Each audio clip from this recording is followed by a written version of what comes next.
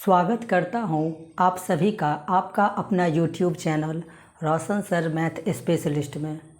हम पढ़ रहे थे क्लास 10th का टारगेट का ऑब्जेक्टिव गाइड, वो भी 2025 के लिए, जिसमें हम आपको 5 नंबर तक के चैप्टर को कंप्लीट कर चुके हैं, एक एक ऑब्जेक्टिव को बता करके। और अभी चल रहा था 6 नंबर चैप्टर ट्रायंगल्स, जिसको कहते हैं हिंदी में बोले तो त्रिभुज, जिसमें 15 नंबर तक हम क्वेश्चन आपको बता दिए हैं। बहुत ही ज़बरदस्त यह गाइड है, जिसमें आपको 10-12 सालों का जितने सारे क्वेश्चन पूछे गए हैं चैप्टर वाइज आपको दिया गया है, वो भी ऑल सब्जेक्ट का। और हम अभी पढ़ा रहे हैं मैथ। चलिए फिर शुरू करते हैं। अंतिम तक बने रहिएगा, आपको 100% समझ में आएगा, इसकी गारंटी मैं लेता हूँ आपसे। बस अंतिम तक बने रहिएगा, और वीडियो अच्छा लगे तो वीडियो को लाइक ज़रूर कीजिएगा। 16 नंबर क्वेश्चन कह रहा है कि दो समकोणीय त्रिभुजों के उनकी संगत भुजाओं का अनुपात सदैव समान रहता है, किसने कहा था? तो ये चीज़ थेल्स ने कहा था, लेकिन कैसे, क्वेश्चन को हमें समझना है। सबसे पहले आंसर तो पता चल गया हमको कि थेल्स ने ये चीज़ कहा था, पर हो क्या रहा है, क्वेश्चन में पूछ क्या रहा है, हम उसे समझते हैं। कह रहा है कि दो समकोणीय त्रिभुज, हमारे पास एक ये समकोण त्रिभुज हो गया और दूसरा ये समकोण त्रिभुज हो गया, ठीक है। इसका इस तीनों शीर्ष का नाम रख देते हैं ABC, ये 90 डिग्री होता है। इसका PQR, ये 90 डिग्री होता है यहाँ पर, ठीक है। दो समकोणीय त्रिभुजों का संगत भुजाओं का अनुपात समान होता है। दो समकोणीय त्रिभुज, अगर मान लीजिए कि ये A कोण P कोण के बराबर है, समान कोण वाले समकोण त्रिभुज, ऐसा कहा है क्वेश्चन में। ये 90 तो ये भी 90, ये R कोण इस C कोण के बराबर है। तब थेल्स जी कहे हुए थे कि उस कंडीशन में इसके संगत भुजा और इसके संगत भुजा का अनुपात बराबर होगा, इसके संगत भुजा और इसके संगत भुजाओं के अनुपात के बराबर होगा, और इसके संगत भुजा इसके संगत भुजाओं के अनुपात के बराबर होगा। कब? जब इनके कोण समान होंगे, तब इनके भुजाओं का जो अनुपात होगा वो आपस में बराबर होगा। भुजाओं का अनुपात मतलब क्या? उसके भुजाओं का बट्टा, अनुपात का मतलब बट्टा होता है। देखिए कैसे हम इसको लिख सकते हैं कि AB बट्टा इस भुजा के अनुपात PQ के, वो बराबर होता है इस भुजा के BC अनुपात QR के, वो बराबर हो जाएगा AC का अनुपात और बट्टा में PR का अनुपात के। कौन कहा था? तो थेल्स ने कहा था, ठीक, समझ गए। कब? जब कोण बराबर होगा तो इनके भुजाओं का अनुपात भी आपस में बराबर होगा, ठीक है। आर्यभट्ट तो होगा नहीं। यूक्लिड क्या कहे हुए थे? यूक्लिड कहा हुआ था कि भाज्य बराबर भाज्य गुणे भागफल जोड़ शेष होता है, वो कहे हुए थे, ठीक है। चलिए, पाइथागोरस प्रमेय, कर्ण स्क्वायर बराबर लंब स्क्वायर प्लस आधार स्क्वायर होता है, ऐसा कहा हुआ था उसने। अगला क्वेश्चन देखते हैं क्या है। 17 नंबर क्वेश्चन है कि एक समबाहु त्रिभुज ABC की एक भुजा 12 सेंटीमीटर है, तो इसकी ऊंचाई क्या होगी, ये आपसे पूछ रहा है। एक समबाहु त्रिभुज की एक भुजा दे दिया है, हमारे पास एक समबाहु त्रिभुज है, कौन सा? तो ABC का एक समबाहु त्रिभुज है, जिसकी एक भुजा आपको दे दिया है 12 सेंटीमीटर, और हमें पता है कि समबाहु त्रिभुज की सभी भुजाएं आपस में बराबर होती है।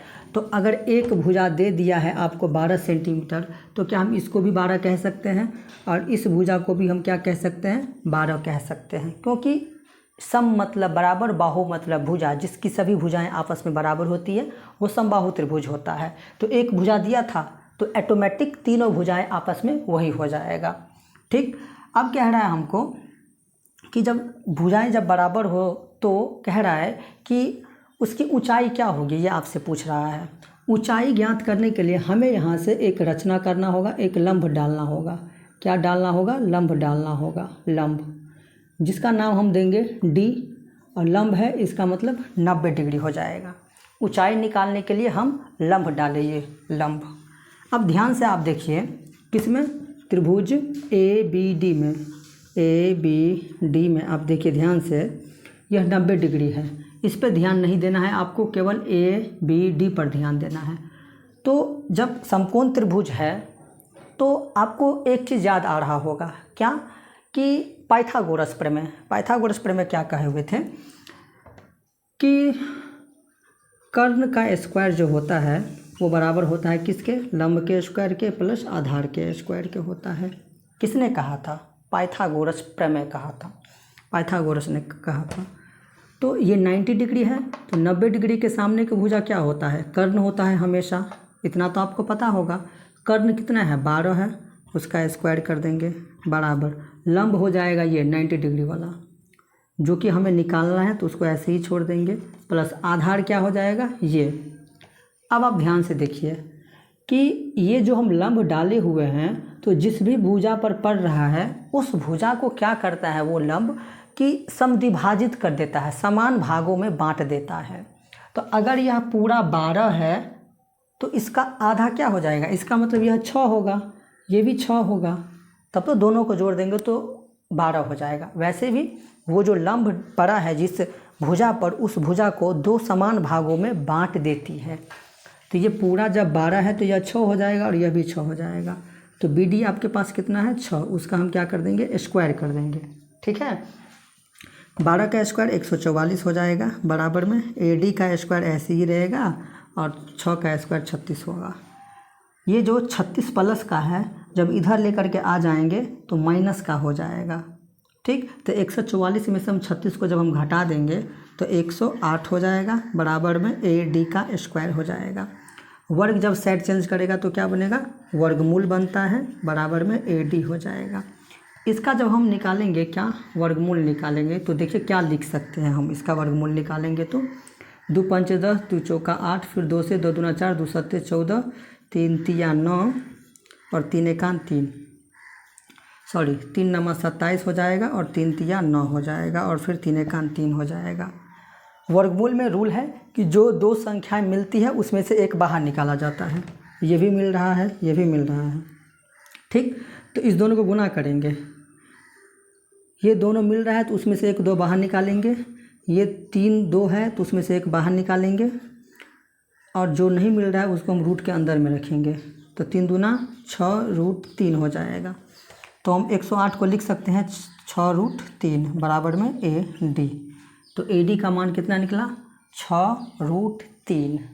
कितना आसान था, ठीक है, बिल्कुल आसान था। कह रहा था हमको ऊंचाई ज्ञात करने के लिए, ऊंचाई के लिए हम लंब डालें जो कि दोनों को समान भागों में बांटती है। यह 12 था तो यह 6 और यह 6 हो जाएगा। फिर पाइथागोरस प्रमेय लगा दिए और सिंपल सा क्वेश्चन था, बन गया। चलिए अगला क्वेश्चन देखते हैं क्या है। 18 में कह रहा है कि यदि 2 समरूप त्रिभुजों का संगत भुजाओं का अनुपात दे दिया है आपको, कितना, 3:4 दे दिया है, तो कह रहा है अनुपात की, तो उनके परिमापों का अनुपात क्या होगा, ये पूछ रहा है आपसे। पहले वाले वीडियो में ऐसा क्वेश्चन पूछा जाता था कि अगर 2 त्रिभुज समरूप है और अगर क्षेत्रफलों का अनुपात दिया रहे तब पूछे, अगर परिमाप पूछे, चाहे भुजा पूछे, चाहे ऊंचाई पूछे, चाहे माध्यिका पूछे। फर्स्ट वीडियो में ही हम आपको बताए हुए थे। तो डायरेक्ट जो क्षेत्रफलों का अनुपात दिया हुआ रहता था उसको हम क्या करते थे, वर्गमूल कर देते थे। पर इसमें उल्टा हो गया है, इसमें भुजाओं का अनुपात दे दिया है, परिमापों का पूछा है। बहुत आसान तरीका मैं आपको बता रहा हूँ। देखिए, जब भी भुजाओं का अनुपात दिया रहे, किसका, भुजाओं का, तो भुजाओं का जो अनुपात होता है ना वो बराबर होगा किसके, किसके, परिमाप के, परिमाप के अनुपात के। वो बराबर हो जाएगा किसके, क्षेत्रफलों के अनुपात के। वो बराबर होगा किसके, माध्यिका के अनुपात के। वो बराबर होगा किसके, ऊंचाई के अनुपात के। इस बात को आप याद रखिएगा। तो आपके क्वेश्चन में भुजाओं का अनुपात दे दिया 3:4, तो इसमें से कुछ भी पूछे वो सब आपस में बराबर होता है। तो पूछा है आपसे परिमाप क्या होगा, तो वही होगा जो आपको दिया गया है, भुजाओं का अनुपात 3:4 ही होगा। सिंपल सा लॉजिक था, समझ में आ गया। चलिए नेक्स्ट क्वेश्चन देखते हैं क्या है। कह रहा है कि त्रिभुज DEF, त्रिभुज दे दिया है कौन सा, DEF, DEF, ठीक है। दूसरा त्रिभुज दे दिया है आपको PQR, दूसरा त्रिभुज आपके पास है क्या, तो PQR दे दिया है। तब कह रहा है आपको कोण डी बराबर है किसके, कोण क्यू के। ठीक है, ऐसा कह रहा है।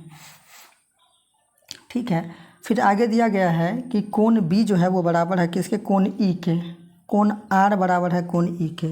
कोण आर जो है वो बराबर है कोण ई के। ठीक, तब पूछ रहा है आपसे कि तो निम्नलिखित में से कौन सही है।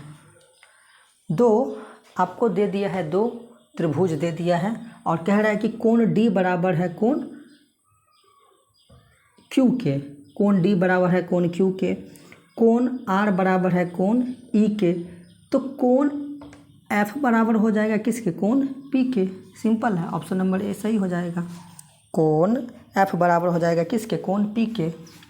कोण एफ बराबर हो जाएगा किसके, कोण पी के।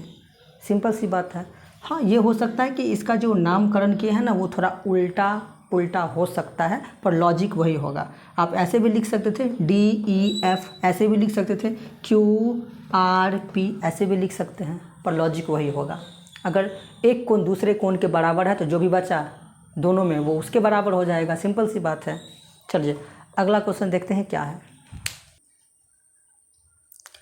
बोल रहा है कि पाइथागोरस प्रमेय संबंधित है। अभी हम आपको बताए हुए थे कि पाइथागोरस प्रमेय जो है वो समकोण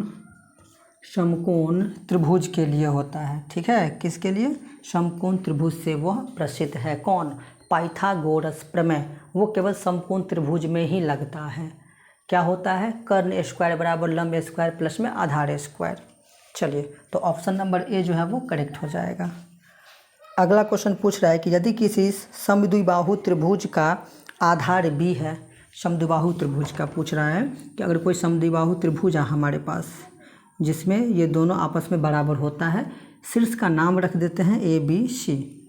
ठीक, तो कह रहा है कि इसकी आधार अगर बी हो, आधार बी हो और भुजाएं ए हो, तो अगर यह ए है तो ये भी ए हो जाएगा, क्योंकि ये दोनों आपस में बराबर होता है। दो भुजाएं आपस में बराबर होती है, तो अगर यह ए तो यह भी ए हो जाएगा। ठीक है, तो कह रहा है कि इसका क्षेत्रफल क्या होगा, ये पूछ रहा है।